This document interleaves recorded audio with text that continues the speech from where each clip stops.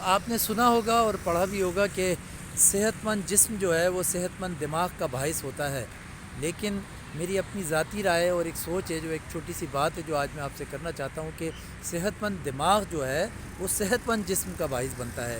اگر آپ ذہنی طور پر پریشان ہیں، آپ ٹینشن کا شکار ہیں، آپ مسائل کا شکار ہیں، تو آپ کا ذہن جب ڈسٹرب ہوگا تو آپ کا جسم جو ہے وہ بھی ڈسٹرب ہوگا اور آپ بظاہر صحت مند نظر نہیں آئیں گے۔ لہٰذا میری یہ گزارش ہے کہ اپنے ذہن کو صحت مند کریں۔ ذہنی صحت بہت ضروری ہے، اور ذہنی صحت جو ہے آپ کی وہ جسمانی صحت کا باعث بنتی ہے۔ آپ مسائل کا شکار ہونے کی جگہ مسائل کا حل نکالیں، آپ ٹینشن سے دور رہیں، آپ پریشانیوں کے ارد گرد رہنے کی بجائے پریشانیوں سے دور رہیں، آپ اپنے مسائل کو حل کرنے کے لیے اپنے ذہن کا استعمال کریں اور منفی سوچوں سے نکل کر مثبت سوچوں کی جانب جائیں۔